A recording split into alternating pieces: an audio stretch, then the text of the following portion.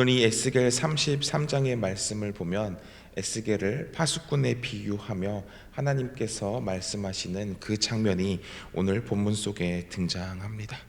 하나님께서는 이 에스겔을 이스라엘 백성을 향한 파수꾼으로 세우셨으며, 그리고 이스라엘 백성이 하나님의 심판을 피할 그 길은 오직 회개와 그리고 하나님의 말씀에 순종밖에는 없다는 것을 강조하고 계십니다.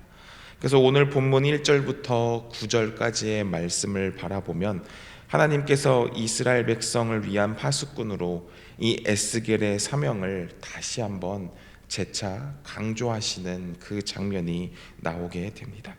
하나님께서는 일찍이 이 에스겔을 선지자로 부를 때에 그를 이스라엘의 파수꾼으로 임명하시면서 이 이스라엘 백성들에게 다가올 심판에 대해서 경고하게 하셨습니다.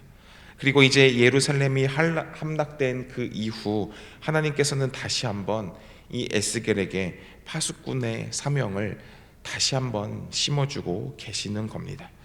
이는 에스겔이 이스라엘의 남은 자들 사이 속에서 계속적으로 파수꾼의 역할을 수행해야 할 사명이 있음을 나타내고 있는 것이죠. 하나님께서는 이 에스겔에게 오늘 본문 1절과 2절 상반절의 말씀을 보면 여호와의 말씀이 내게 임하여 이르시되 라고 이야기하고, 또 2절을 보면 인자야 너는 내 민족에게 말하려 이르라 라고 기록을 하고 있습니다. 이 본문은 하나님께서 이 이스라엘 백성들에게 하실 말씀을 에스겔 선지자에게 구체적으로 말씀하시는 그 예언의 도입 부분이 되는 것이죠. 그리고 이러한 반복적인 이러한 말씀은 다른 예언서에서도 하나님께서 이 말씀을 하실 때 많이 사용되어지던 표현이기도 합니다. 그래서 우리가 성경을 읽다 보면 이 표현은 하나님께서 선지자에게 이야기하는 부분이구나 라고 생각하며 대수롭지 않게 넘어갈 때도 있습니다. 그런데 오늘 본문이 주어진 상황과 그리고 그 배경, 그리고 그 이후의 내용을 생각해 본다면 이 말씀 속에서는 하나님께서 말씀하신다는 이 장면이 굉장히 중요한 의미가 내포되어 있음을 알게 됩니다.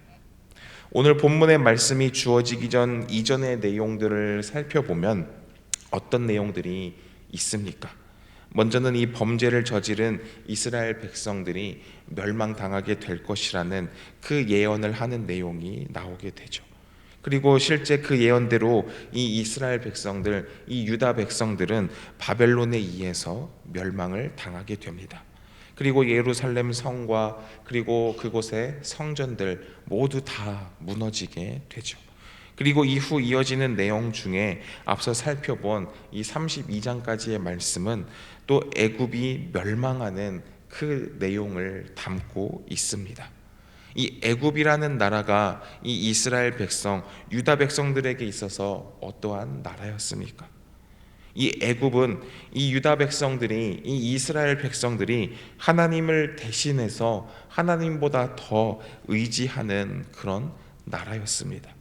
뿐만 아니라 바벨론의 지배를 받던 당시로서는 이 바벨론의 영향력에서 해방시켜줄 나라로 이 애굽을 의지하고 믿고 있었던 것이죠. 그런데 그런 상황에서 이 32장 말씀까지 애굽이 멸망당하게 될 것이다 라는 하나님의 예언은 무슨 것을 의미하는 말이겠습니까? 더 이상 그 애굽이라는 나라에 아무런 소망이 남아있지 않다는 것, 이제 완전히 그 애굽이라는 나라가 완전히 끝장났다는 것, 이제 남은 것이라곤 절망하면서 탄식하며 이 죽을 날만 기다리는 것 외에는 아무것도 없을 것이라는 사실이죠. 그런데 바로 그 시점에 하나님께서는 에스겔을 통해서 하나님의 말씀을 백성들에게 베풀어 주고 계시는 것입니다. 이를 볼 때 하나님께서는 이스라엘 백성들의 이 소망을 완전히 다 제거하거나 그리고 그들의 그 1절의 그 소망마저 다 뿌리 뽑는 그런 분이 아니라 그들로 하여금 거짓된 소망에 사로잡혀 있는 그것을 깨닫게 하시고 그리고 이 이스라엘 백성들이 진정으로 소망해야 할 분이 누구인가, 그리고 진정으로 믿고 따라야 할 분이 누구인가, 그 삶의 방향을 하나님께서 알려주시려는 의도인 것입니다. 계속해서 말씀을 살펴보면 2절 하반절에서부터 6절까지의 말씀을 살펴보겠습니다. 여기서는 파수꾼으로 세워진 이 선지자 에스겔에 하나님의 경고를 전달하는 그 이행 여부에 따른 이 책임이 누구에게 있는가에 관한 내용을 다루고 있습니다. 이러한 본문의 내용은 표면적으로는 이 파수꾼으로 세워진 에스겔의 사명에 대해 강조하는 그 의미를 전달하고 있는 것이죠. 그러나 이 본문의 내용 중에는 결코 또 간과하지 말아야 할 또 다른 강조점이 담겨져 있습니다. 그것은 다름 아닌 이 회개의 중요성인 것입니다.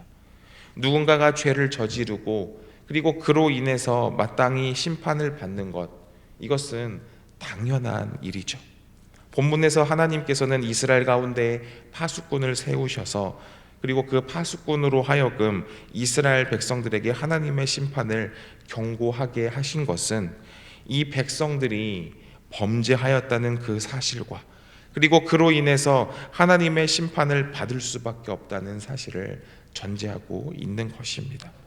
그러나 본문은 이스라엘이 죄를 지었고 그리고 하나님의 심판이 곧 예비되어 있지만 이 하나님의 뜻이 확정되는 순간 그 즉시로 심판이 이스라엘에게 임해서 즉시 심판을 받았다고 말씀에 기록하고 있지는 않습니다.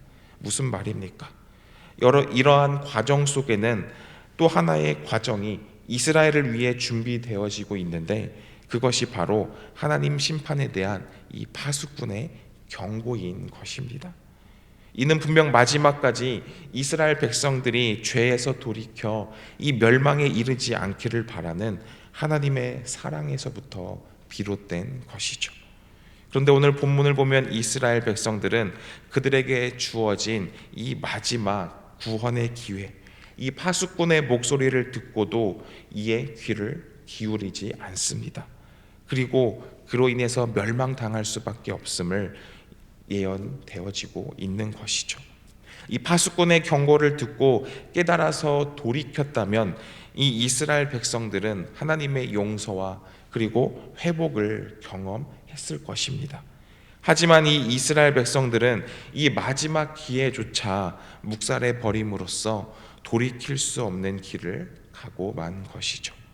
그리고 또 이어서 8절과 9절의 말씀을 바라보면 이 8절의 말씀을 먼저 보면 하나님께서는 이 에스겔이 악인을 향한 하나님의 경고를 듣고 그리고 그것을 악인들에게 전하지 아니함으로 이 악인들이 죄에서 떠나지 아니하면 이 악인은 자기의 죄로 죽게 될 것이지만 에스겔은 이 자기의 소임을 다하지 못한 관계로 이 악인들의 죽음과 관련해서 너가 책임지게 될 것이다, 이렇게 하나님께서 말씀하고 계십니다. 그리고 이어서 9절에 이 에스겔이 자기 임무에 충실하여 악인들에게 하나님의 경고의 메시지를 전달했는데도 불구하고 악인들이 만약에 그 경고를 무시하고 그리고 죄에서 떠나지 아니한다면 그들은 자기 죄로 죽되 에스겔은 또 그 죄와 관련해서 아무런 책임도 지지 않게 될 것이다, 이렇게 하나님께서 말씀을 하시죠. 여기서 주목해서 보아야 할 것은 9절 말씀에 이 에스겔이 하나님의 말씀으로 경고함에도 불구하고 이 악인들이 그 죄악에서 떠나지 않을 수 있음을 말하고 있는 것입니다. 그리고 실제로 이스라엘 백성들에게 그러한 일이 일어나지 않습니까?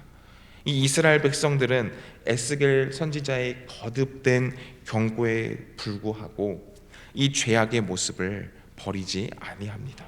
그리고 이러한 일은 에스겔만 겪은 것이 아니죠. 다른 많은 선지자들, 특히 예레미야도 이와 같은 일을 겪게 되지 않습니까? 예레미야는 핍박을 무릅쓰고 죽을 위기에 직면하기까지 그 하나님의 경고 메시지를 이스라엘 백성들에게 전하지만 이스라엘 백성들은 그때도 죄악의 길에서 돌이키지 않았었습니다. 그리고 오늘도 마찬가지인 것이죠. 결국에 이스라엘 백성들은 이 선지자들의 경고를 하나같이 무시하면서 멸망의 길을 가게 될 수밖에 없는 것입니다. 우리는 이 모습을 바라보면서 하나님이 나에게 말씀하시는 바가 무엇인가, 그것을 올바르게 판단하며, 그리고 내 생각이 이 하나님의 생각을 뛰어넘는 그런 과오를 범하지 않도록 날마다 우리는 주의해야 한다는 것을 오늘 말씀을 통해 우리는 배울 수 있는 것입니다. 이어서 계속해서 11절의 말씀을 보면 하나님께서는 이 악인의 모습으로 되어서 죽는 것을 기뻐하지 아니하신다, 이렇게 기록하고 있습니다. 즉 하나님은 심판 자체가 목적이 아니라 잘못을 깨닫고 그리고 다시 돌아오는 것을 기뻐하신다는 것입니다.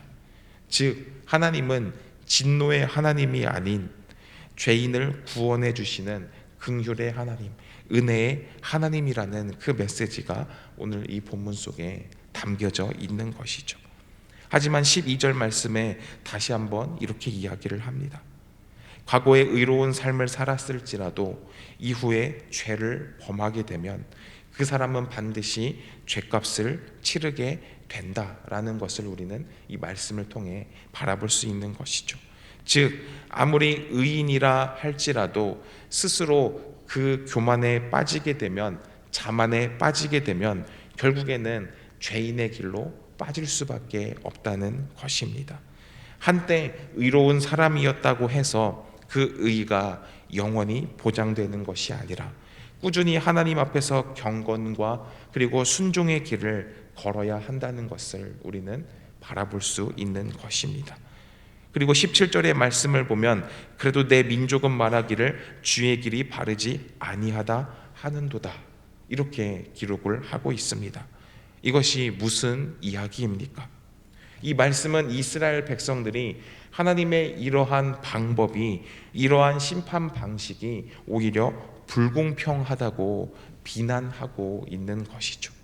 이는 지난 에스겔 18장에서도 살펴보았듯이 왜 악인이 회개를 하면 그 죄를 사함받습니까? 그것은 불공정합니다 라고 외치는 이 이스라엘 백성들의 모습과 동일한 모습이죠. 이 18장 말씀에서도 하나님의 심판의 그 원리가 불공정하다고 불평하는 이스라엘 백성들에게 하나님께서는 어떻게 대답을 하셨었습니까? 하나님께서는 그 불공평하다 외치는 이스라엘 백성들에게 너희가 생각하는 공평과 그리고 내가 세운 이 공의는 다르다라고 말씀을 하셨었죠. 오늘 본문에서도 마찬가지입니다. 오늘 본문 20절을 보면은 그러나 너희가 이르기를 주의 길이 바르지 아니하다 하는도다 이스라엘 족속아 나는 너희가 각기 행한 대로 심판하리라 하시니라 라고 기록을 합니다. 마찬가지로 하나님께서는 이 백성들의 불만에 대해서 오히려 너희의 길이 공평하지 않다 반복해서 말씀하고 계시는 것입니다.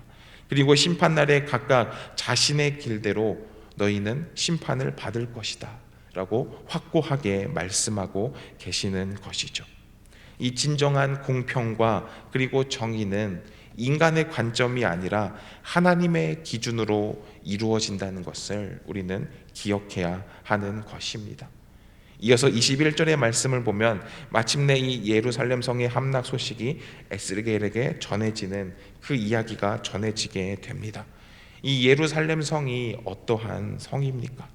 당시 해발 700m 고지대에 세워져 있고 그리고 주변은 골짜기로 둘러싸여 있고 견고한 성으로 유명한 성입니다.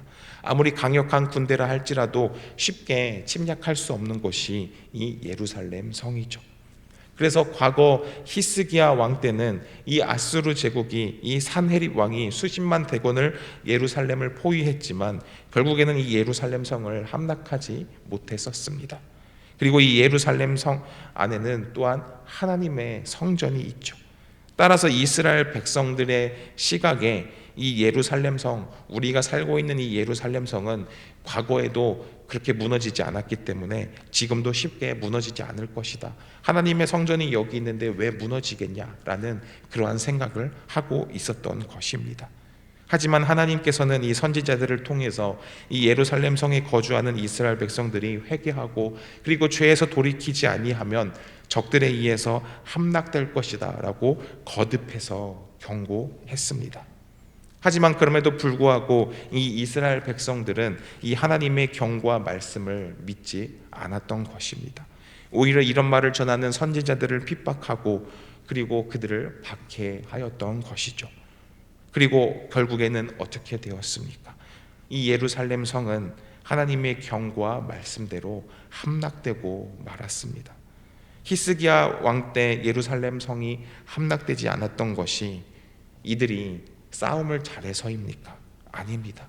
그때부터 하나님의 보호가 있었기 때문에 무너지지 않았던 것이죠. 하지만 지금 이 이스라엘 백성들은 하나님을 신뢰하지 않고 그저 인간적인 방법으로만 그들 앞에 몰려온 이 위기들을 해결하려고 했던 것입니다. 그리고 그 결과가 무엇입니까? 결국에는 모두 다 함락되는 그 결과를 맞이하지 않습니까?